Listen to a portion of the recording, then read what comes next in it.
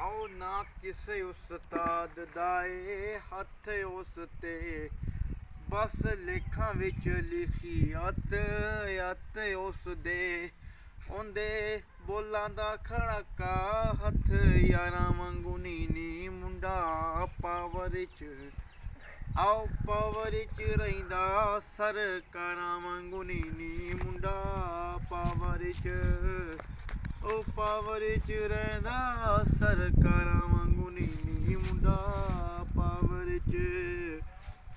ਆਓ ਕਦੇ ਹੀਰਿਆਂ ਚ ਹੁੰਦਾ ਕਦੇ ਰੇਤ ਹੁੰਦਾ ਆ ਜਦੋਂ ਕਿਤੋਂ ਨਾ ਤਿਹਾਵੇ ਉਦੋਂ ਖੇਤ ਹੁੰਦਾ ਆ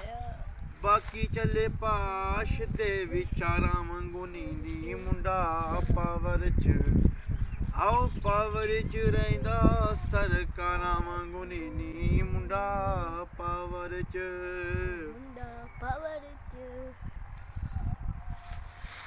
ਆਓ ਗੱਲਬਾਤ ਦੁਨੀਆ ਤੋਂ ਅੱਤ ਉਸ ਦੀ ਕਾਲੇ ਸ਼ੀਸ਼ੇ ਵਿੱਚੋਂ ਝਾਤੀ ਮਾਰੇ ਪੱਗ ਉਸ ਦੀ ਰੇਂਜ ਰੋਕੇ ਨਾ ਕੋਈ ਲੋਕਾਂ ਦੀਆਂ ਕਾਰਾਂ ਵਾਂਗੂ ਨੀ ਮੁੰਡਾ ਪਾਵਰ ਚ ਆਓ ਪਾਵਰ ਚ ਰਹਿੰਦਾ ਸਰਕਾਰਾਂ ਵਾਂਗੂ ਨੀ ਮੁੰਡਾ ਪਾਵਰ ਚ